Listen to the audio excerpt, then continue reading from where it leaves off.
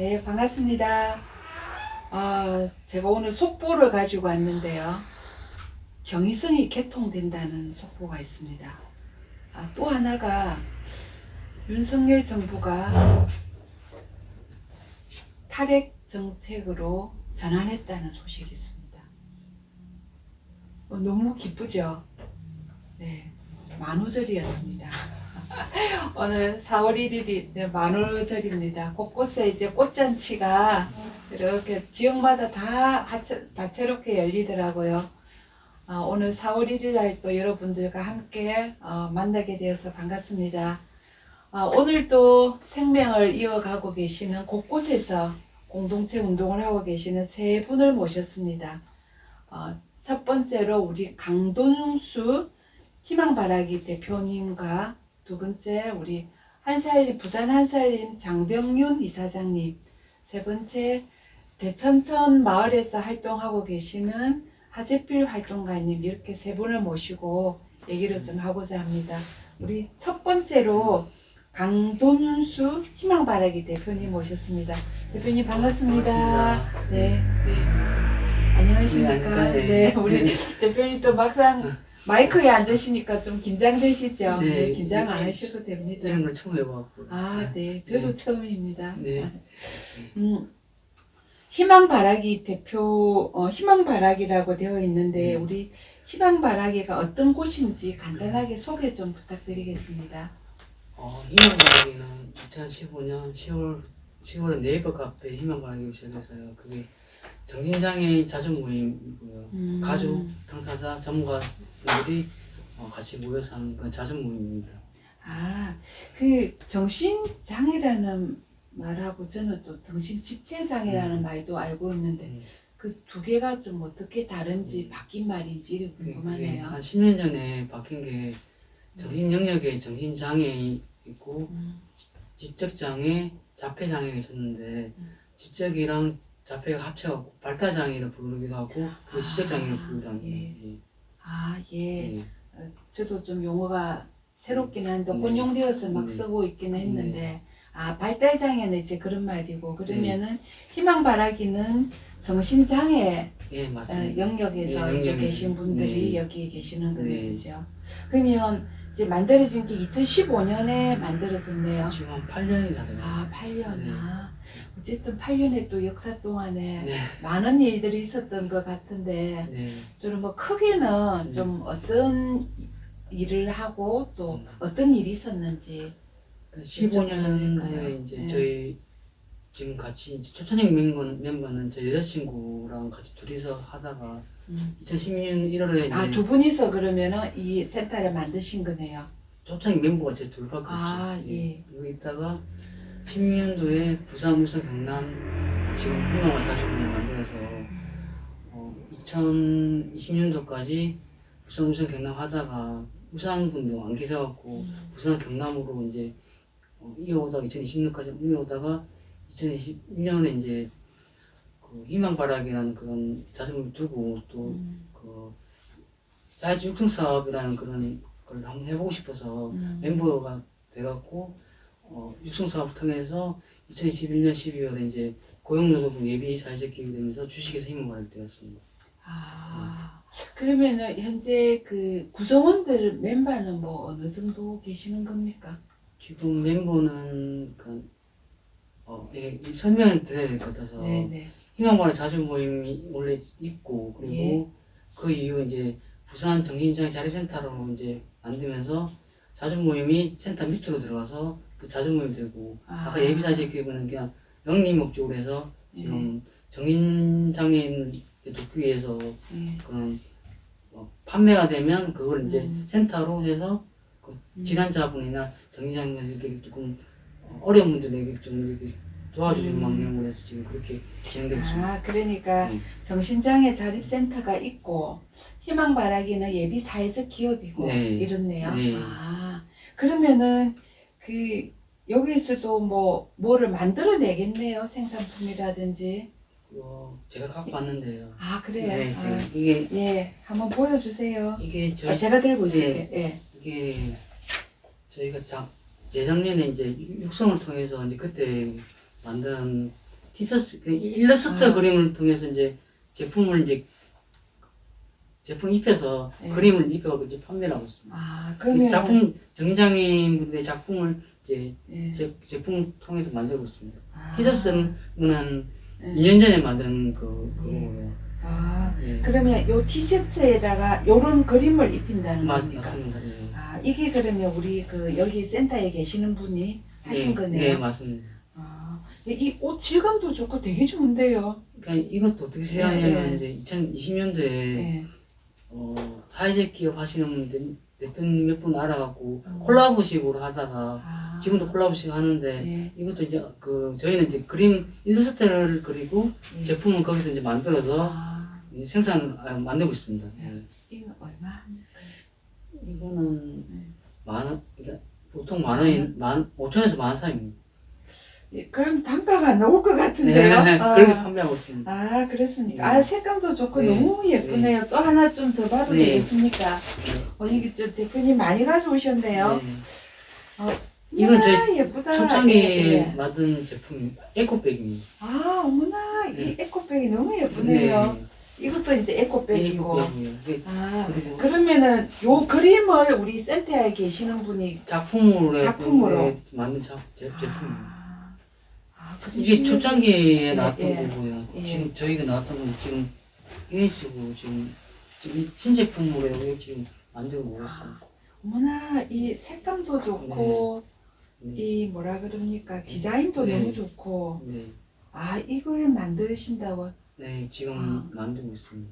아, 시중에는 지금 아직 안 나와서 지금 이렇게 보여드리고 있습니다. 그러니까 온라인상에는 아직 안 나왔습니다. 근데 지금 아, 최근에 이제 제품이 이렇게 예.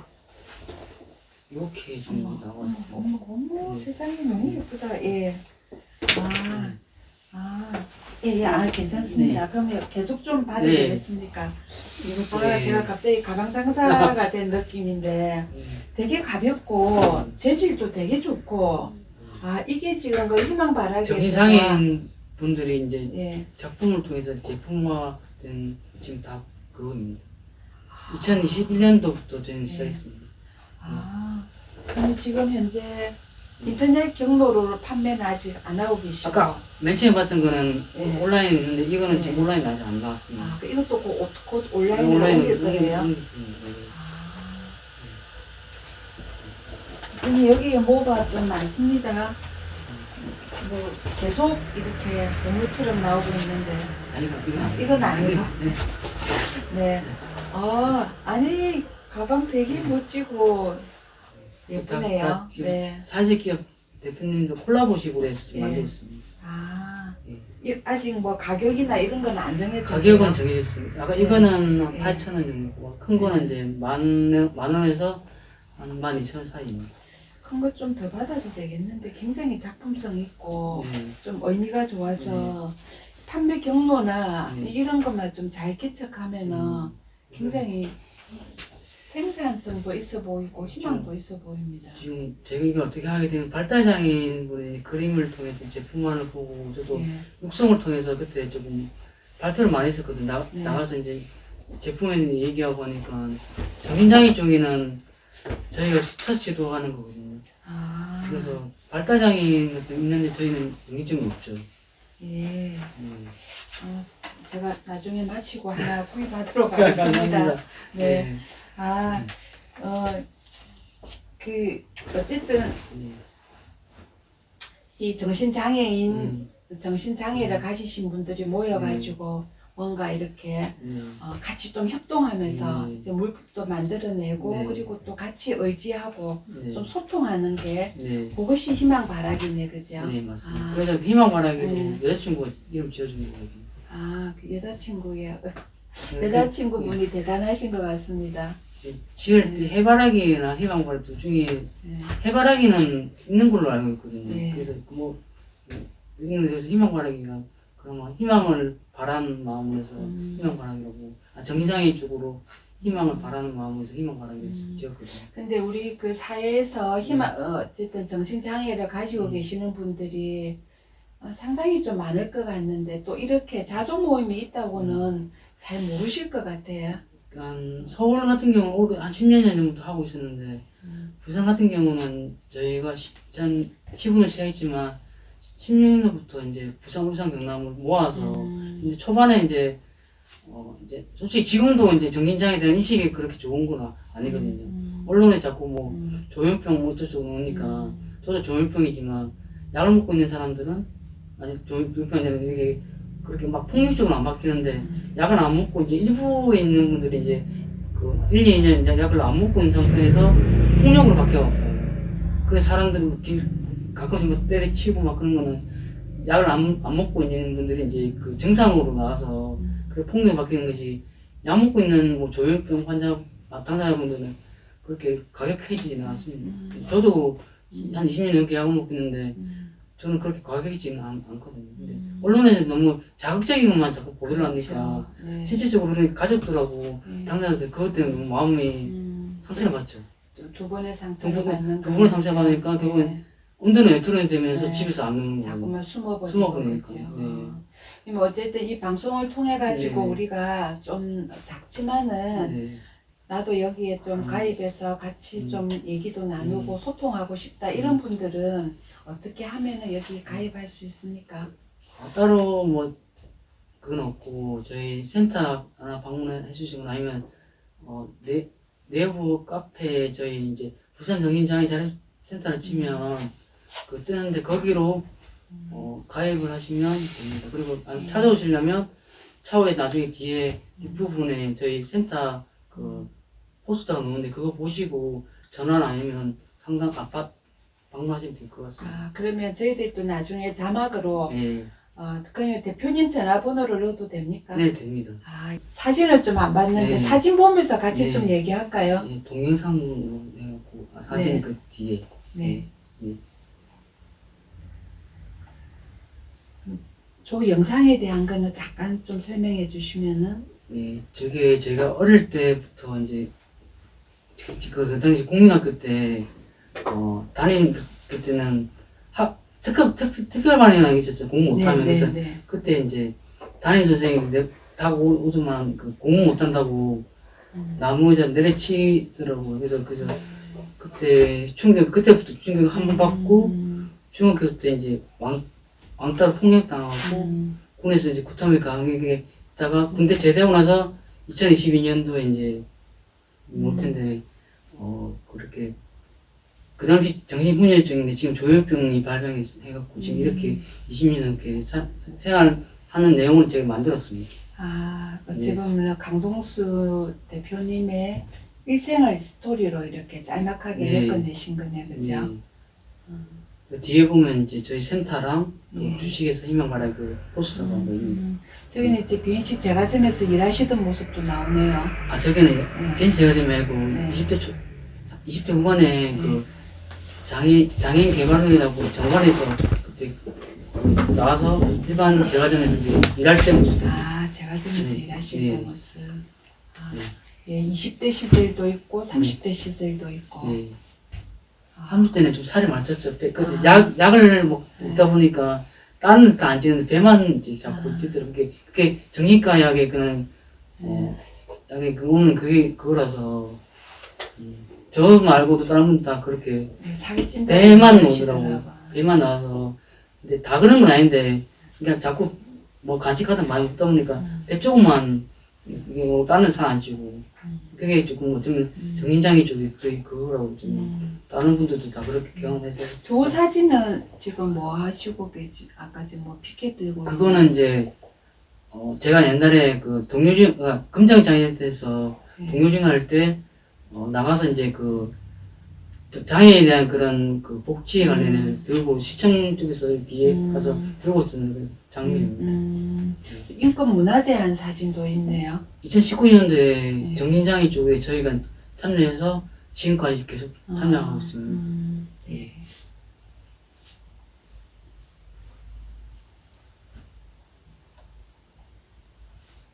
예. 네, 지금까지 우리 강동수 희망바라기 대표님이셨습니다. 네, 대표님 고맙습니다. 감사합니다. 네. 요거 들고 가시고. 네. 제가 따로 주문하겠습니다. 예, 그러시면 됩니다. 네, 우리 장병윤 예, 장병희 사장님. 예. 이사장님.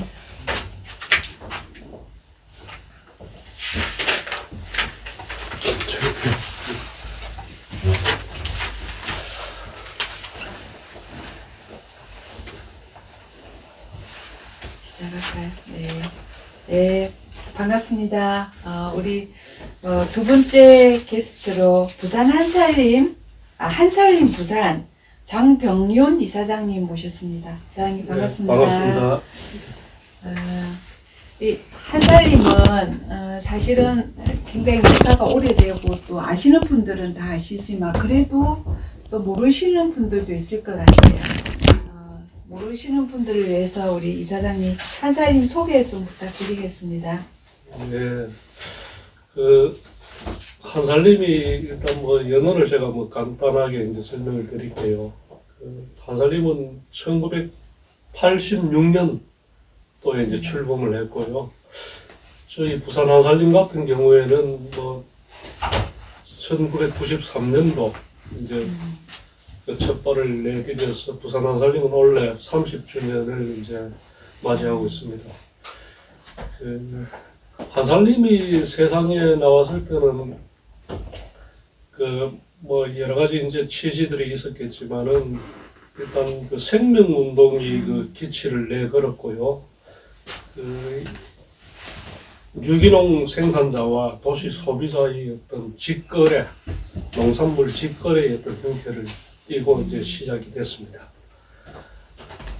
그 당시에 아마 잘 아시겠지만은 1980년대 중반 이후에 아마 우리 국내에서 굉장히 이제 뭐 경제적으로 뭐 급속하게 성장을 하고 그다음 산업화가 아주 본격화돼서 어떤 결실을 따내는 그런 시기였는데 뭐 그와 더불어 갖고 우리 사회가 갖고 있는 여러 가지 다양한 어떤 병리적 현상들이 많았습니다.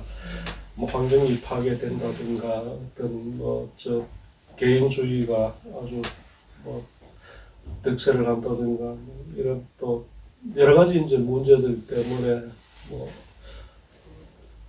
한살림이 이제 생명이란 큰 틀 안에서 생태적 문제, 그다음 앞으로 우리 어떤 삶을 어떻게 이어갈 때 이제 지속 가능성이 있는가 이런 데 대한 어떤 고민들 거기서 이제 출발이 됐고 그리고 생명의 귀함, 그다음 공동체 가치를 지향하는 그렇게 해서 이제 출범을 했습니다.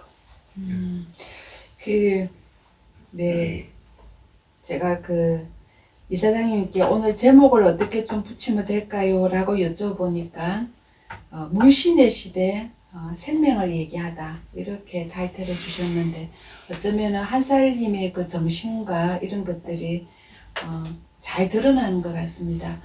이사장님, 물신의 시대 예. 생명을 어떻게 얘기할 수 있겠습니까? 그래서 아주 참 극적인 대척점 이야기잖아요. 그렇죠. 그래서 우리가 예를 들어 갖고 생명이 소멸될수록 그 생명에 대한 갈구나는 필요성이나 절실함이 하듯이 오늘날 물신이 시대라는 것은 한마디로 이제 돈이 모든 가치를 압도하는 그렇죠. 그러한 시대. 요즘 뭐 우리 사회가 굴러가는 꼴을 보면은 그렇잖아요. 돈이 우리 사회의 어떤 기본적 작동 원리가 되고 있지 않는가 이런 생각이 드는데 어떤 면에서는 돈을 쫓아 띵박질을 하는 인간의 모습. 그러니까 아주 어린 시절부터 무한 경쟁에 나서는 그게 어떤 면에서는 승자가 독식할 수밖에 없는 승자 독식의 사회 속에서 내가 이기기 위한 어떤 그러한 교육이라든가 그런 걸 어릴 때부터 이제 받아왔고 그런 부분들이 지금은 우리 사회의 어떤 여러 가지 이제 문제를 이제 이야기하고 있잖아요. 가령 물신이 시대는 딴 말로 하면은 반생명이 시대겠죠. 그 생명이 홀대받고 생명이 사라져가고 생명이 왜소해지는 시대. 그러니까 지금 뭐 구체적으로 그러한 어떤 현상들은 뭐 잘 아시다시피 뭐 지금 코로나로 인한 어떤 팬데믹이라든가 뭐 기후 변화에 따른 어떤 기상재앙의 현상이라든가 뭐 극단적인 어떤 개인주의, 그다음 사회 경제적 어떤 양극화의 골이 깊어지고 있는 이런 현상들이 뭐 그놈에서 따져보면 우리가 돈을 숭상하고 어떤 물질을 어떤 생명보다 공동체 가치보다 이제 우위에 놓고 살아가는 여기서 이제 촉발된 것이다 이제 이렇게 봅니다. 네. 예. 그 들으면서 좀 많이 찔리고 있습니다. 예, 그 한살림의 어떤 그 역사와 가치와 이런 것들이 우리 인간으로 어떻게 좀 내면화되는가, 그리고 무신의 시대 때 우리가 어떻게 어떤 모습으로 나타나는가, 이런 게 좀 얘기를 간단 짧게나마 해주셨는데 살짝 마음속에서 이렇게 이렇게 좀 쓰라린다 합니까? 네, 그런 게 있습니다. 한살림은 보면은 그 어쨌든 사회적 책임이라든지 이런 것들도 굉장히 다양한 모습으로 이렇게 하고 있는 것 같습니다. 예. 그 뭐 결국은 이제 우리가 살아가고 있는 이 물신이 뭐 시대, 어떤 물신이 시장을 넘어서기 위한 이 움직임, 그것은 뭐 궁극적으로 어떻게 하면 우리가 지속 가능하게 이제 살아갈 수 있을까, 우리 미래를 이제 확보할 수 있을까, 여기에 이제 연결되는 문제인데, 그 한살림이 그래서 이제 생명운동이라는 그 큰 기치를 들고 이제 출범을 했고요. 그 생명운동은 크게 이제 뭐 밥상을 어떻게 하면 제대로 살릴까, 우리가 저 먹고 사는, 그 다음에 그 밥상이 근원이 된 농업을 어떻게 살릴까, 그 다음 우리가 살아가고 있는 그 발딛고 있는 이 지역을 어떻게 살릴까, 그 밥상 살림, 농업 살림, 지역 살림을 이제 세 개의 큰 목표로 해서 이제 한살림이 생명운동을 이제 기치를 들었다, 이렇게 이제 보시면 될 겁니다. 예. 그 대표님과 구체적으로 이사장님 밥상살림이라는 것은 구체적으로 좀 어떤 모습입니까? 네, 밥상 살림은 말 그대로 이제 우리가 먹는 밥을 어떤 면에서는 건강하고 안전한 밥상을 이제 우리가 그 하느냐 이 부분인데, 사실 오늘날 우리가 먹고 있는 여러 가지 그 음식들 그 안전하다고 생각하세요? 그렇죠. 뭐 어디서 왔는지 거의 다 또 정크푸드니까. 잘 모르잖아요. 맞아요. 지금 뭐 예를 들어 뭐 단호박 같은 거 저 뉴질랜드에서 주로 옵니다. 뭐 포도는 잘 아시다시피 칠레 쪽에서 오고요. 이게 뭐 몇 개월씩 배에 선적해갖고 이제 우리 이제 오는데, 그 과정에서는 뭐 그 수화구 농약도 필요하고, 그런 이게 어떤 면에서는 생산자를 모르니까 저게 어떻게 생산이 되어서 내 밥상에 오는지 그 부분에 대한 게 굉장히 이제 뭐 최근에 그 주키니 호박. 주키니 예. 이제 호박 같은 경우에도 그 애호박 일종이죠. 예, 길쭉한 거. 예. 좀 잘 모르실 건데 제가 잠깐 설명하자면, 지금 아마 마트나 농수산물 시장이나 어디 가시더라도 호박이 애호박이 있고 쭈끼니 호박이 있는데 쭈끼니 호박이 없어요. 길쭉한 호박인데, 그게 GMO 때문에 판매를 다 금지하고 회수했다고 얘기를 하더라고요. 지금 그래서 쭈끼니 호박 네. 얘기하고 계십니다. 그 방금 말씀하셨듯이 우리가 일상적으로 통상 밥상에 올라오던 그게 우리 애기들 반찬 맞습니다. 호박은 뭐 반찬이 되고 반찬이죠. 이게 된 이 부분이 어느 순간에 국가가 그 GMO 품종이다 이렇게 이제 느닷없이 이제 발표를 하는 거예요. 왜 그 과정에서 왜 그게 하나도 걸러지지 않았는지 그것도 문제가 되고, 실제 지금 발표하면서도 이게 어떤 품종이 구체적으로 얼마나 생산돼서, 嗯 누가 얼마나 소비를 했는지 여기에 대한 어떤 자료를 전혀 내놓지 않아요. 嗯 아, 。 그러니까 그 부분에 대한 게 굉장히 이제 뭐 국가가 그런데 하물며 이제 우리 밥상에 올라오는 그 무수한 그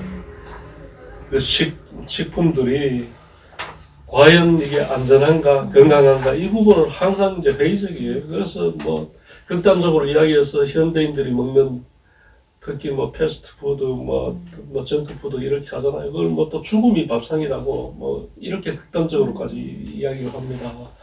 그런 부분에서 이제 한살림이 예를 들어 이제 얼굴 있는 그 생산자 우리 사실 한살림은 그 생소관계에 의해서 처음에 시작할 때 이제 뭐 생산자와 소비자의 관계 속에서 그 누가 뭘 생산하는지 어떻게 생산하는지 다 알고 그런 부분을 우리가 안전하게 이제 받아들여 먹는 그러면서 또 우리 도시 소비자는 한살림 생산자들이 어떤 삶을 생활을 책임져주는 그런 어떤 서로 돌봄이 어떤 그런 관계 속에서 출범을 했고요. 그래서 밥상에 우리 3살 먹은 아기가 먹어도 안전할 수 있는 그런 밥상이 사실 우리에게 어떤 절실하다 이제 이런 차원에서 이제 밥상 살림 이야기가 됐고요. 또 한편으로는 그 밥상에 밥에 대한 어떤 새로운 인식, 새로운 인식은 아니죠. 과거 뭐 동학의 그 해월 최시영 선생이 이야기했던 이천식천이라는 거. 그 단순히 쌀 한 톨, 뭐 나락 한 알이 이 단순히 우리가 먹고 그냥 에너지를 얻는 단순한 식품 음식이 아니라는 거죠. 그 안에는 자연이 이치라든가 뭐 온갖 자연이 조화 뿐만 아니라 어떤 농민들이 생산자들이 어떤 땀과 그 마음이 그렇죠. 배어 있는 네. 그걸 이제 우리가 이제 밥을 이제 그렇게 바라보자. 그것이 이제 결국은 이제 그 관계를 통해서 내가 생산자와 그 도시 소비자가 만나게 되고 생산자와 저 참 소비자와 자연이 또 어떤 면에서는 소통하게 되는 그래서 이제 밥상은 그렇게 이제 우리가 이제 그 밥상을 살린다는 것은 지금 우리가 가장 취약한 그 현대 사회에서 그 먹을거리에 대한 부분들 특히 뭐 지금 아마 저 먹을거리들이 결국은 그 국제 뭐 글로벌 이제 뭐 식품 뭐 자본이라 그럴까요? 이런 거대 자본들이 사실 어떤 면에서 우리 밥상을 지배하고 있다 이렇게 보시면 되는데요. 뭐 아까 방금 이야기했던 GMO 문제라든가 그 다음에 요즘 최근에 대체육 같은 문제도 사실 그는 거대한 자본이 어떤 면에서는 사람의 생존권과 지킬 때 있는 식량을 자기 손 안에 넣고 컨트롤하겠다는 어떤 이런 욕망들이 이제 표출된 거죠. 그런 데서 우리가 밥상을 어떻게 주체적으로 갖고 간다 이런 부분이 굉장히 이제 중요하다 이래서 밥을 따입니다. 밥이 의미가 크긴 한데요, 사장님. 요즘에는 밥을 사람들이 안 먹어요. 그 문제지요. 탄수화물을 먹는 걸 굉장히 근본적으로 막 제약시하더라고요. 언제부터 이래 됐는지 모르겠어요. 저도 이제 그게 문제입니다. 저는 1년에 제하고 제 집사람이 참 한 달에 한 12kg 정도 먹거든요. 아, 많이 드시는 편인데. 그게 뭐 많이 사실 우리가 1년에 지금 한국인 평균 그 곡물 소비량이 56.7%인가 작년에 그래 56.7kg였어요. 그게 이제 해가 갈수록 이제 떨어지고 있고 그리고 그 뭐 탄수화물이 문제가 있다 그러는데 3,000년 동안 우리는 그걸 먹고 왔고 거기에 의해서 우리 몸이 그 작동하고 있는 그 오랫동안의 어떤 그 경험이나 그런 이게 그래 되어 있는데 그게 어느 날 아침에 뭐 탄수화물이 죄짓습니까? 쌀이 죄짓습니까? 아니, 그것도 이제 또 의사들이 나와서 굉장히 구체적으로 탄수화물 중독 뭐 이런 표현까지 쓰니까. 그래서 그게 탄수화물이 중독이 문제가 되는 거는 제가 보기에는 과도한 육식 또 우리 밀을 많이 먹잖아요. 사실 20대들은 자기들 주식이 쌀이 아니래요. 육식이래요. 지금 그리고 작년에는 1인당 그 고기 소비량이 쌀 소비량을 추월했습니다. 그리고 뭐 밀도 지금 1인당 한 연간 한 40kg 정도 먹고요. 그 이제 우리가 그 밥상이 이 체계가 완전히 왜곡된 거죠. 그 왜곡된 이면에는 아까 말씀드린 어떤 자본이 어떤 그 속임수들 이런 게 있다는 거죠. 뭐 가공식품을 많이 팔기 위한 어떤 뭐 이런 것들 그 자본이 교묘하게 사실 탄수화물은 기본적으로 이거 사람이 그 힘을 내는 에너지원이잖아요. 그렇죠. 뭐 그게 뭐 그것 때문에 뭐 저 비대해지거나 뭐 성인병 생기는 건 아니다 생각되거든요. 뭐 오히려 질이 나쁜 거 육식을 많이 해서 그렇지. 하여튼 그런 부분들은 우리가 좀 생각을 좀 어쨌든 해봐야 돼요. 왜곡된 거대 자본에 의해서 우리가 네. 먹는 에너지 이런 네. 그 탄수화물마저도 변형된 형태로 나타난다는 거죠. 그 두 번째 이제 농업 살림 얘기하셨는데. 네, 농업 살림은 결국 우리가 저 생산자하고 도시 소비자의 어떤 관계 속에서 서로 처지를 이해하고 지지하는 가운데 결국 오늘 우리 농업 현실이 굉장히 이제 저 핍박을 받고 있는 그런 상황이고 굉장히 이제 참 나락에 떨어져 있는 상황인데 그 부분을 우리가 어떻게 하면은 좀 지지해 줄 수 있을까? 그래서 한살림은 원래부터 이 뭐 쌀 문제라든가 어떤 뭐 식량 주권 뭐 이런 부분을 식량 작업의 부분을 갖고 사회적 목소리를 좀 크게 내기로 했습니다.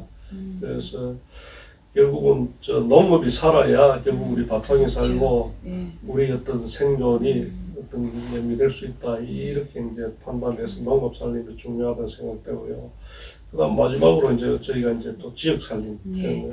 지역 살림은 사실 우리가 이제 말을 듣고 있는 이 공간이 지역 사회잖아요. 그래서 그 지역에서 우리가 좀 사실 뭐 한살림은 상당한 어떤 뭐 저 그 사회적 어떤 지지나 어떤 기대 속에서 성장을 해왔고 그걸 이제는 좀 돌려줄 때가 됐고 우리 뭐 당연히 또 그 좀 어떤 취약한 그 이웃에 대한 우리 어떤 그 배려라든가 좀 나눔 그런 소통들이 있어야겠다 이런 판단을 해서 뭐 지난해는 저희가 그 뭐 외국인 그 노동자들 가정에 이제 그 물품 나누기도 했고 또 그분들 가족들하고 저희 조합원 가족이 모여갖고 또 운동회도 하고 이랬습니다. 아마 앞으로 뭐 그런 저 보호종류 청소년이라든가 아니면은 뭐 그룹홈에 있는 친구들이라든가 아니면 뭐 우리 사회 곳곳에 참 그 소외되고 있는 친구들이 많은데 그쪽에 좀 저희가 같이 어깨를 좀 부추기면서 이제 힘을 보태겠다 뭐 이런 그 노력들이 아마 우리 지역 살림이 일환으로 이제 봐주시면 될 것 같아요. 어찌 보면 그 정부가 손닿지 않는 곳, 그 중에서도 가장 후미지다고 해야 됩니까? 정말로 사각지대에 있는 그런 곳을 이렇게 살피는 것 같아서 저 한편으로 굉장히 마음이 좀 따뜻해져 오고 그게 또 한살림의 역할이라니까 더 의미가 깊는 것 같습니다. 이때 이제 또 방송을 보시는 분들은 한살림에 가입하려고 그러면 어떻게 해야 되나 뭐 이렇게 또 궁금하실 것 같아요. 한살림 가입 굉장히 쉽습니다. 뭐 코로나 전에는 직접 그 매장에 나와서 5시간 이상 동안 이제 교육을 받고 그래 이제 가입을 해서 그 때문에 원성도 많았는데요. 코로나 때 이제 저희 온라인 가입을 이제 허용하고 풀었거든요. 거의 뭐 가입하는 거는 인터넷 공간에 들어가셔갖고 부산 한살림 치면은 저희가 이제 그 배치 되고 거기서 이제 자연스럽게 이제 가입을 할 수 있습니다. 뭐 가입 이런 건? 가입비는 아마 출자금 3만 원이고 가입비가 3천 원이에요. 그래서 뭐 그런 부분들은 다 나중에 또 그게 저 출자금이니까요. 예. 예, 그 한살림이 식구들이 굉장히 많지요. 회원 수가 지금 어떻게 됩니까? 전국 그 한살림 연합이라는데 전국적으로는 86만 명입니다. 와. 그래서 아마 숫자 인구로 따지면 한 200만쯤 되고요. 그게 아마 인구가 4%쯤 되는데, 그래서 저희가 사실 어떤 면에서는 어깨가 더 무겁죠. 그 생명운동을 지향하는 그 200만이나 되는 거대한 집단이 제 역할을 하고 있는가, 이런 데 대한 어떤 고민들, 뭐 특히 30주년 맞으면서 그런 데 대한 우리가 지금 잘하고 있는가에 대한 어떤 성찰, 이런 게 이제 저희가 지금 뭐 있고요. 그래서 그걸 이제 바탕으로 해갖고 사회적으로 역할을 좀 하는, 그 사실 뭐 우리끼리만 잘 살아봐야는 아무 사실 의미가 없잖아요. 그래서 이 다 함께 잘 살 수 있는, 그래서 이제 우리가 지금 갖고 있는 여러 가지 위기들을 함께 더불어서 이제 넘어가는 게 굉장히 이제 중요하다, 이런 생각이 들고요. 그거는 뭐 한살림만으로 이제 부족한 것이고, 그래서 이게 하나의 뭐 좀 소통들, 이런 부분들이 아마 앞으로 이제 계속 저희가 이제 노력을 많이 할 겁니다. 그 지역 사회의 소통하고 연계하는 역할이다. 네. 아, 이사님 고맙습니다. 어쩌면 한살님에 가입을 하는 게 세상을 바꾸는 첫 걸음이 되는 것 같습니다. 아이고, 또 네. 그렇게 말씀하시면은 네. 어깨 더 무거워지고요. 하여튼 네. 저희가 기대에 음, 어긋나지 않게 정말 그 우리 어떤 생명운동이 깃발이 이 어떤 면에서 참 무망하지 않게 그 역할을 하도록 애쓰겠습니다. 예. 예. 고맙습니다. 아까 고맙습니다. 영상 자료가 좀 없었나요? 네.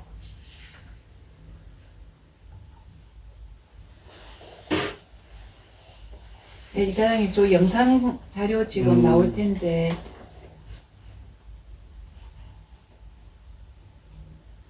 네, 지금 이제 밥상이나 밥그릇이 나오네, 그죠? 네. 저거는 저희 이제 생산지에 가서 일손돕기 하는 모습입니다. 아, 예. 저 제주도에 갔고요. 그 다음에 방금 저것은 작년에 생산자 소비자 만남의 날 행사가 매월 11월 달에 있는데요. 그때는 생산자 가족들 또 소비자 가족이 모여갖고 뭐 허심탄회하게 소통하고 뭐 즐거운 또 하루를 보내는 그런 막걸리도 행사. 한잔하고. 네. 저거는 이제 그 작년 가을에 아까 말씀드렸던 그 이주민 그 가족들하고 저희 한살림 식구들하고 모여서 체육대회 했던 그 장면이. 예. 뭐 이거는 그때 이제 우리 이주민들 가족에 나눔했던 그런 물품이었고요. 요 부분은 저희가 뭐 탈핵 문제나 기후 뭐 정기 문제 이런 걸 해서는 꾸준히 이제 지역사회에서 같이 연대를 하고 활동을 합니다. 이거는 3월 11일 날 후쿠시마 원래 12주년인가요? 시민공원에서. 예, 시민공원에서 예. 이제 그때 전국에서 모였을 때 그때 이제 저희들이 모여갖고 또 예, 뭐 행진하고 이랬습니다. 예. 이 부분도 뭐 이건 기후위기 대응 아마 지난해 9월에 이제 그 기후위기 행동 뭐 이래서 이제 시가에 이제 행진하는 그런 모습이고요.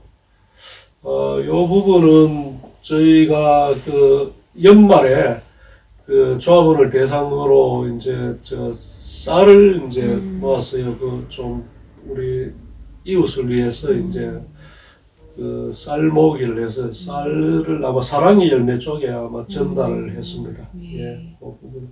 요거는 뭐 작년에 경북 포항 지역에 그 태풍 피해가 심했는데요. 그때 이제 쌀 지원하고 또 성금을 모아갖고 그뭐 조합원을 대상으로 한 홍보물이고요.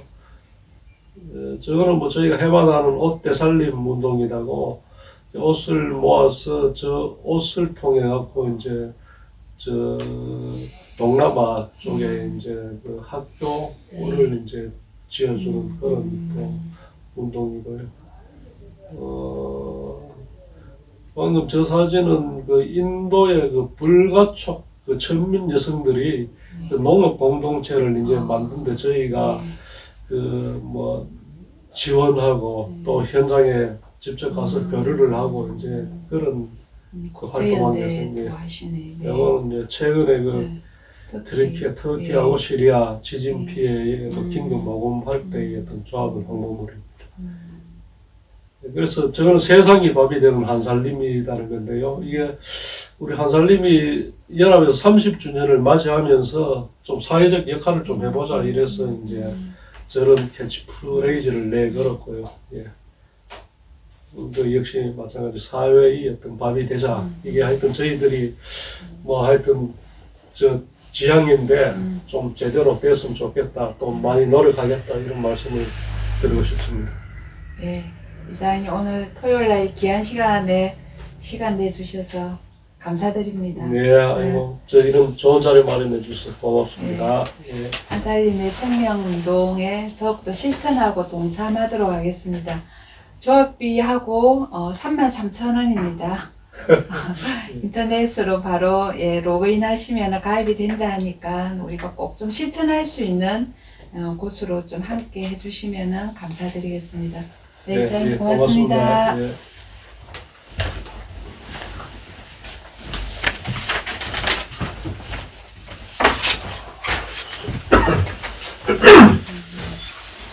네. 반갑습니다. 오늘 바로 시작이. 네, 시작할까요? 네. 오늘 세 번째 우리 그 게스트로 하재필 대천마을 활동가 님을 모셨습니다. 대천마을 활동가 하재필 님을 모셨습니다. 네, 반갑습니다. 반갑습니다. 이 활동가라 붙이기에는 뭐 굉장히 이력도 많고 좀 명함도 많으신 것 같는데 그 대천마을이 도대체 어디에 있는 데입니까? 네. 금정산이 있죠. 예. 금정산 온천장에서 이렇게 올라가고 예. 산성마을 요 밑에 반대편에는 화명동에서 올라가면 되고 거기 금정산에서 물이 딱 떨어져서 대천천 계곡으로까지 오고 낙동강이 이어지는 예. 그 동네가 이제 그 애기소 있는 데가 애기소 있죠. 거기가 예. 어쨌든 발원지. 아니요, 그 위에 있습니다. 그 다른 위에. 데는 여러 군데 있고요. 저는 금정산 뒷자락 뭐 이렇게 하면은 요 장전동 여기밖에 생각이 안 납니다. 어쨌든 그 뒤편으로 그래서 대천마을이 있는 거네, 그죠? 네. 화명동이죠. 그 이제 행정구역으로 얘기하면은 북구 함영동, 화명동. 북구 함영동. 그러면 대천마을 소개를 좀 부탁드립니다. 아까 대천마을은 이제 지명은 그렇다고 하셨고, 네. 그 대천마을이 왜 유명한지 잘 모르겠더라고요. 근데 하여튼 뭐 하면 대천마을 저는 얘기 많이 들었거든요. 아무래도 마을 공동체들이 많고 주민들이 자치적이고 협동을 많이 하고 그리고 다양한 공동체들이 많이 모여 있어서 아마 서울에는 성민산이 있다면은 부산에는 대천마을이 있지 않나 그렇게 생각합니다. 그 신도시가 생긴 데서 우리가 다 이렇게 대천마을처럼 이런 공동체들이 다 있지는 않거든요. 그렇죠. 뭐 해운대도 배우면 95년도에 생겼고 그죠? 이렇게 있는데 그러면은 이 대천마을이 도대체 좀 마을 역사로는 좀 어떤 게 있는지를 소개 좀 해주세요. 그 금정산 끝자락에 보면은 이제 금정산에서 쭉 화명 수목원 거쳐서 내려오다 보면은 중간쯤에 굉장히 낙동강 낙조가 아주 아름다운 곳이 딱 보여요. 예. 낙조가 그쪽 산 언덕 쪽에 보면은 윤리패총이라고 있어요. 윤리패총이라 하면 배총은 배총? 조개 조개 무덤. 조개 무덤. 그죠? 예. 그 말은 그곳에 사람들이 바닷가에 살았다. 그럼 생각해 보면은 이만큼 높이에는 물이 잠겨 있었다는 거죠. 그런 산중턱에. 역사적 사실이 있습니까? 그래서 이 부산은 거의 다 잠겨 있었을 것이다. 영도 패총도 있고 윤리 패총이 그런 거죠. 그러면 지각 변동으로 이제 그렇겠죠. 올라온 거네요. 올라왔겠죠. 아주 오래전 신석기 시대 뭐 그때로 추정하니까. 아, 부산에 그런 역사적 사실이 있는 데가 있습니까? 그렇죠. 네. 동삼동 배총도 마찬가지고. 아, 네. 그리고 이 화명동 지역은 화산 아래 명당이다 이래가지고 화명동이라고 지어졌다고 하네요. 그리고 뭐 시대를 거슬러 올라가면은 삼한시대에 보면은 변한 지역이었었고, 그죠? 아, 30년 전에 역사 공부할 때 위에 변한 시대를 처음 듣습니다. 그리고 사만시대. 가락국이라는 그 지역이었고, 이 지역이. 네. 그 다음에 삼국시대는 신라했을 거고, 네. 그죠? 그 고려시대 때는 양주라고 불려졌대요. 전국에 주로 이름 많이 돼 있고, 조선시대 때는 양산군. 그때서 이제 동래군이 아마 1900년대쯤 되면은 동래군에 속해 있다가 지금은 이제 1960년대 부산 직할시로 되면서 이제 이 지역이 부산으로 편입된 거죠. 굉장히 자부심을 가지셔도 되는데 처음 알았습니다. 네.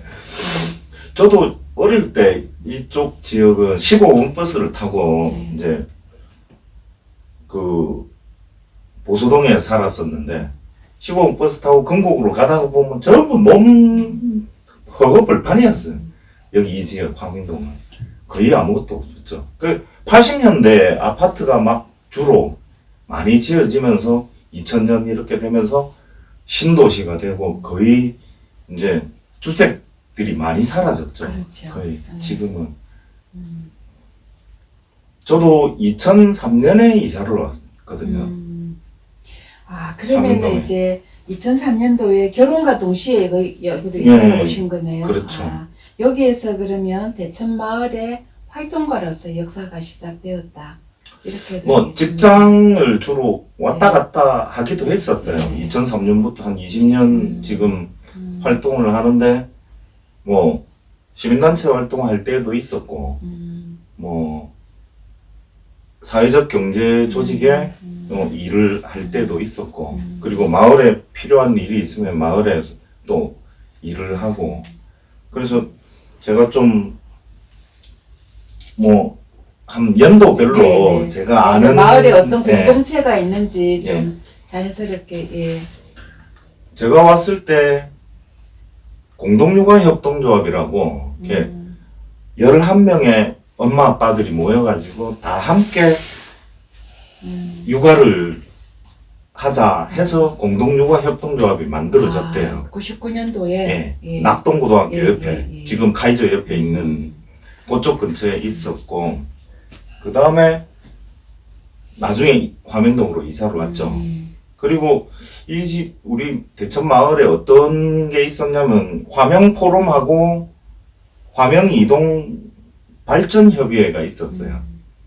그 주로 어떤 걸 했냐면 학교 건설 운동. 그러니까 아파트만 짓지 말고 거기는 학교가 없어갖고 학교를 지어야 된다고 도시공사하고 많이 투쟁을 했어요.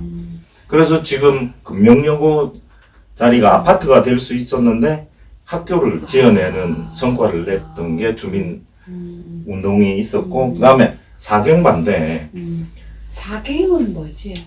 그 사갱? 천성산 그 한때 고리도롱뇽 예, 많이 예. 유명해졌는데 예. 그때 그 KTX KTX 하면서 이거를 갱도를 파야 되잖아요. 예. 아, 그러면 그 사갱 네. 거기서 파낸 먼지, 흙, 토사 그걸 다 실어 나르고 트럭 끼우고 이 지역은 굉장히 안 된다. 주민들한테 안전하지도 않고 그래서 지역 대책위를 주민들이 꾸렸어요. 그래서 사경을 반대하는 모임을 만들고 그리고 하면서 2004년에 아까 화명포럼하고 발전협의회하고 두 단체를 합쳐서 대천천 네트워크라는 그 화명동의 아파트 입주자 대표회의, 분여회 이런 조직들 관변 조직까지 다 이렇게 해서 만들게 아, 네트워크가 만들어졌네. 만들어졌고 그다음에 2005년에 예 그리고 또 이제 하나가 마을에 공동육아 협동조합 출신들이 많은데 이분들이 아이들이 마음 놓고 누워서 맨발로 가서 누워서 책을 볼 수 있는 그런 도서관이 있었으면 좋겠다. 그래서 또 2005년도에 만듭니다. 부모들이. 맨발 동물 도서관은 정말 유명한 것 그렇죠. 같아요. 이게 네. 어쨌든 또 지역에 그 출마하는 의원들이 맨발 동물 도서관이 모태가 되어서 각 네. 지역의 도서관 운동을 하여튼 만들자고 예, 했던 시초 같기도 합니다. 그렇죠. 네네. 공동육아협동조합이 생기고 여러 지역 주민들의 조직들이 생겨서 그 힘을 바탕으로 마을에 필요한 것들을 하나씩 만들어 나가기 시작했죠. 요 시기가 이제 공동체 운동의 2000년대의 활동인데, 그 다음에 아이들만 뭐 도서관 만들지 말고 어른들도 가고 아이들도 배움을 할 수 있는, 익힐 수 있는 그런 공간이 있어야 되겠다. 그래서 마을 학교도 만들자. 어른들 학교. 네. 아. 어른뿐만 아니라 아이들도 방과후에 오면은 방과후 과정이라든지, 물론 공동육아협동조합 안에 징검다리 놓는 아이들이란 방과후 학교가 또 있지만 일반 학교에 다니는 아이들이나 조합에는 안 가더라도 다른 활동을 하는 아이들도 열린 학교를 만들자 해서 마을 학교가 또 만들어집니다. 비영리 단체. 이게 초기 1기라고 보시면 되고, 그럼 이제 이제 2기로 넘어갑니다. 2기 10년 동안 네, 이제 보면 2010년, 11년에 아니 일반 학교 말고 입시나 시험이나 없는 아주 자유스러운 학교를 한번 만들어 보자 해서 또 5가정 부모들이 모여서 대안학교를 만들었습니다. 네. 그렇게 하면서 초등 과정을 먼저 만들고 초등 아이들이 나이가 들어가니까 중등 과정도 만들고 또 고등 과정에 가야 되니까 고등 과정도 만들어서 지금은 12년제 대안학교가 또 만들어져서 또 공동육아협동조합의 부모들과 참빛을 통한 또 부모님들의 조합원들 그리고 마을학교나 맨발동무 도서관을 통해서 알게 된 이런 여러 단위들이 역량들이 모이기 시작하는 시기라고 보면 되죠. 이때부터가 조금씩 네. 그래서 횟수를 거듭하면서 이제 다양한 협동조합들, 사회경제 조직들을 실험하게 되는, 물론 마을에 주막이 필요하다고 해서 바보주막을 화명점을 열었었는데 실패했습니다. 지금 문 닫았네요. 지금은 없어요. 아, 네. 안타깝지만. 한번 가본 것 같습니다. 그렇죠. 굉장히 크던데. 네. 그 다음에 바보주막을 만들고 나서 또 밥집도 있었으면 좋겠다 해서 마을밥상협동조합을 만들었어요. 상상할 수 있는 건 다 만들었어요. 일단 실험해보자. 네. 뭐 될지 안 될지 모르지만 네. 조합원들이 그걸 모아서 했죠. 그건 이거는 아직까지 아, 있습니다. 네. 아주 뭐 매출도 네. 좀 올리고 아. 상근자 월급도 충분히 나오는 구조였어요. 근데 옛날에는 처음하고는 식당을 하고 식당을 운영을 했었어요. 근데 마을에 유기농 친환경 자재를 쓰다 보니까 어쨌든 맛도 중요하지만 건강도 중요하고 근데 문제는 이게 적자가 나는 거예요. 왜냐하면 음식을 준비해놨는데 예측이 안 되잖아요.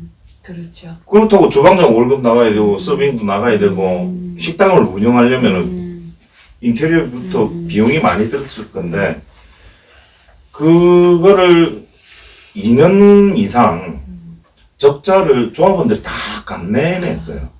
굉장한 사례들은. 왜냐면 한 달에 200에서 300씩 적자가 나오는데 100여 명의 조합원이 거의 2만 원씩 3만 원씩 계속 냈던 이 힘은 굉장히 좋은 사례라고 저는 생각을 해요. 이러한 조합은 없거든요. 네. 부산에. 아무도 없습니다. 그렇죠. 대한민국에도 없습니다. 네. 그래서 2년을 하다가 이사회에서 도저히 안 되겠다. 네.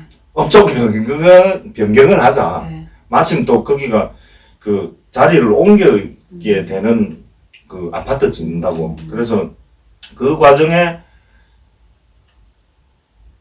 마을에서 귀농하신 분도 있고, 그 생산자들이 생산품을 직거래하면 어떻겠느냐. 그렇게 해서 밥상에 품목을 하나씩 개발하고, 그 충분히 검사를 하고 물품을 올리고, 유기농 계란부터 시작해서 두부, 예, 다양한 생활에서 먹거리를 해결할 수 있는 걸로 바꿨어요. 그러면서 매출의 한 10에서 15% 정도 마진을 하는데, 지금은 월 2천만 원이 나온다고 하면은 약 한 200에서 300 정도의 이윤이 남는 순수익이. 그래서 활동가 인건비도 지급할 수 있게 되었고, 부채도 갚고, 지난번 이때까지 누적됐던 거 빚도 다 갚았고, 지금은 운영비하고도 충분히 남아서 그 공동육아 협동조합에 뭐 지원도 좀 하고, 건물 짓는데 도움도 주고, 그 정도 굉장히 성공한 케이스입니다. 마을에서 제가 히트작이라고 뽑으면은 마을밥상 협동조합. 그 다음에 이제 참빛학교 부모님들이 중심이 되어가지고, 물론 공동육아 협동조합 겹치는 분들도 많죠. 아니, 책방도 한번 만들어 보자. 그래서 북적북적 협동조합이라는 책방 협동조합도 만들어서 지금도 잘 운영되고 있고요. 또 뭐 저는 목공에 관심이 많아가지고 목공 좋아하는 사람들끼리 협동조합을 만들어 보자 해서 이제 스타일 정글 협동조합이라는, 일단 공방 집수리도 하고 여러 가지 주민 교육도 하는 그런 협동조합을 어쨌든 요 만들었고, 이기는 협동조합의 시대네, 그죠? 예. 다양한 실험들을 해봤다. 어쨌든 아직도 계속되고 2000년대는 있고. 조직을 만들고 했다라면은 예, 예. 2010년대는 다양한 실험들을 해봤다. 예. 물론 해보자. 여기 비영리 민간단체나 예. 뭐 화명촛불이라든지 뭐 여러 어린이책 시민연대 뭐 다양한 비영리 조직들은 있습니다. 그 일일이 다 열거할 수가 없어가지고 제가 그거는 뺐고 사회적 경제 중심으로 이제 좀 정리를 해봤고요. 그렇다면 이제 2000년대 이후에 또 어떠한 마을의 움직임이 있느냐. 또 부모님들이 마을에 극장이 있어야 되지 않겠느냐. CGV 가면 되는데. 물론 CGV에서 볼 수도 있는 것도 있지만 보통 우리 영화계에서 보통 보면은 좀 독립 영화라든지 인디 영화나 의미가 있는 영화를 마을에 있는 극장에서 상영을 해서 극장을 빌려가지고 우리들이 주민들이 모여서 보면 어떻겠느냐 해서 또 마을 극장이 생겼어요. 이름이 무사히. 이름이 무사히입니다. 무사하게. 무사히라는 뜻을 제가 정확히 기억은 안 나지만 저는 이런 뜻으로 알고 있어요. 문화예술을 하는 사람들의 영감을 주는 무사라는 뜻이 돼요. 외국어가 무사. 무사히는 그 복수형이라서 무사히가 문화예술 감각을 일으켜주는 그런 창의적인 공간. 그런 걸 이름을 지었답니다. 무사히. 그리고 뭐 21년에는 여기에 적지는 않았습니다만은 마을에 기록을 해서 마을 기록관을 화명동 마을 기록관을 또 21년도에는 만들어서 굉장히 여기는 대천마을은 기록이 잘 돼 있어요. 그게 어디서 나오냐면 대천일기라고 윤희연 선생님이 평생 동안 일기를 쓴 게 있어요. 그 일기를 부산대학교에서 다 연구해서 책도 내고 거기서 관련된 공동체라든지 뭐 개, 각종 대동계가 있었고요. 다양한 뭐 결혼계도 있었대요. 다양한 개들이 있었고 서로 품앗이도 하고 두레도 하고 이런 다양한 공동체들이 기록관에 어쨌든 많이 남아있고 또 사회적 경제적으로는 기후 변화 시대에 탄소 중립을 실현하고 해서 에너지를 하는 에너지 협동조합도 만들었고, 그 다음에 22년에는 저도 뭐 의료 생협에는 관심이 많았었는데 아이쿠 그 건물에 의료 사회적 협동조합이 들어왔고, 그 다음에 이거는 제가 마을 택배는 한 몇 년 정도 고민을 조금 해왔었는데 올해 지금 구청에 협동조합 설립 신고 서류를 제출했어요. 예, 여기도 이제 화명이동 주민자치위원들이 중심이 되어가지고 한번 택배 협동조합 택배를 통해서 마을의 노인분들이나 저소득층의 일자리보다는 택배는 하루에 1시간 뭐 4시간 일해서 용돈을 벌어갈 수 있는 그러한 것도 지금 해서 만들어져 있고, 제가 2000년대 20년 이후에는 또 새로운 것들을 여러 가지 꿈을 꾸고 실험을 하고 있는 그런 중입니다. 그러면 꿈꾸려고 하는 사람은 이리 가면 돼, 이사를 가면 되겠네요. 아, 그렇죠. 정말로. 문화예술, 네. 각종 공방, 네, 네. 그 여기 도자기 하는 사람은 도자기 공방, 혹시 뭐 미싱하는- 이런 걸로 또 수출도 합니까? 뭐 뭐. 가르쳐 주려면 다른 지역에서. 뭐 언제든지 뭐 네. 마을에 찾아오시면은 네. 얼마든지 이런 것들을 꿈꿀 수 있다. 항상 꿈을 꾸다 보면은 성공할 수도 있고 바보 주먹처럼 말아먹을 수도 있습니다. 근데 또 실험을 하고 보완을 하면은 마을 밥상처럼 좋은 사례도 나오고, 그러니까 다양한 실험들을 통해서 뭐 제가 있어서 그런 건 아니지만 공방협동조합의 매출이 초기 2000년도에는 뭐 얼마 안 됐어요. 21년도에 좀 늘고 작년에 딱 내보니까 1억 3천이 넘었더라고 매출이. 그리고 올해는 그보다 훨씬 더 올라갈 것으로 예상하고, 물론 다른 데도 물론 비영리적인 요소도 있지만 협동조합은 영리를 할 수 있기 때문에 마을 택배 같은 경우는 조합원들이 10%씩 적립을 합니다. 기금을 만들어서 기금을 또 마을에 필요한 거를 나누어서 쓰고 돌려 쓰고 도와주고 이런 것들을 한번 해보자고 하는 이런 사회적 경제 조직들이 많이 마을에는 있습니다. 그 듣기만 들어도 가슴이 뛰는 것 같아요. 그래서 우리 하재필 활동가님은 항상 가슴 뛰는 중이라고. 네. 꿈도 꾸면서. 네. 네. 예. 곳곳에서 일으키시네요. 지금 여기 이제 화면에 약간 영상이 뜨는데 저거 좀 얘기해 주시겠습니까? 사진인데 네. 그 마을에는 크게 봄에 하는 5월 단오 축제가 있고요.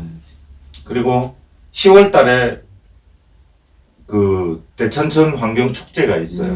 그 지금 대천마을 지금, 예. 예, 저거는 때는 단오 축제입니까? 17년 단오 축제인데 봄이네, 그죠? 봄에 네, 만장기를 다 들고 단체들이 22개 단체들이 다 만장기 들고 단오 행사를 하고요. 길놀이 해서 다음 사진 보면은 대천천변에 예. 부스를 깔고 화명동 주민들이 각종 단체별로 부스 체험 행사를 하고 있고, 저기 보시면은 약간 양쪽으로 그러네요. 저게 관에 지원이 없이 예. 공동체들이 간으로 하는 거고 약 한 2-3천 명씩 옵니다. 그렇겠네요. 네, 축제하고. 그리고 대천천 환경문화축제 10월달 할 그 홍보물인데, 올 가을에도 하네요, 그러면? 그렇죠. 저게 2021년도 했고 22년 작년에 19회를 했고요. 올해 또 20회 할 거고요. 저거를 주관하는 단체가 22개 단체인데 여기 이제 대천천 네트워크가 전에 2004년에 설립되었다고 했죠. 20주년 20차 정기총회 자료집이 270페이지입니다. 단체에서 하는 행동들이 활동들이 이렇게 많습니다. 그 20년 그러니까 보통 저도 어딜 가면은 마을을 하나 하는 데는 이 정도 하는데 20년이 걸렸습니다. 정확하게는 99년부터 하면은 24년이죠. 2023년이니까. 이 정도는 해야 조금 마을에서 이런 일들이 일어난다라는 제 경험이고요. 저도 2003년에 이사 와가지고 결혼해서 애들 4명 다 바로 대천천 옆에서 살았거든요. 아이 4명이세요. 예, 애 4명 데리고 바로 대천천에 가면 우리들은 물놀이장이었어요. 슬리퍼만 신고 가고. 그런 금정산과 대천천, 바로 또 낙동강. 요즘 이사 오시는 분들이 많습니다. 좋아서. 대천천에는 또 은어도 살아 돌아오는 도심 속 하천 중에서 전국적으로 유명하고요. 1급 하천이고. 그리고 최근에는 수달이 나타났어요. 수달이 아파트, 경남 아파트 앞에. 저 위에까지도. 그래서 막 수달 아카데미도 하고, 또 금정산에 반딧불이도 어쨌든 조사하고 탐사하고 이런 활동들도 많이 하고 있습니다. 어쨌든 그것의 원천에는 또 우리 하재필 활동가님과 같은 분들이 여러 분이 계셨던 걸로 알고 있습니다. 맞습니다. 어쨌든 이 아름다운 공동체를 계속 만들어 주시고 또 함께 꿈꾸셔서 주셔서 너무 감사하다. 네. 이런 말씀을 좀 드리고 싶습니다. 어쨌든 꿈꾸는 사람들이 또 대천천으로 모여들기도 하고 역으로 또 배워서 또 이렇게 내 마을에서 실천하기도 하고 그런 좀 장이 될 수 있는 곳이 대천마을 아닌가 싶습니다. 고맙습니다. 계속 꿈꾸시고 또 계속 네. 실패도 하시고 또 네. 성공도 하셔서 좋은 사례 많이 좀 남겨주시면 네. 좋겠습니다. 30주년 때 한 번 더 모실까요? 예. 25주년 때 모실까요? 네. 네. 고맙습니다. 네. 네, 감사합니다. 네. 네, 이번에도 우리 세 분의 활동가님들을 모셨습니다. 우리 5월에도 또 다양한 활동가님들을 모시고 또 만나 뵙기로 하겠습니다. 건강하시고 아름다운 꽃의 계절에 많이 즐기시기 바랍니다. 감사합니다.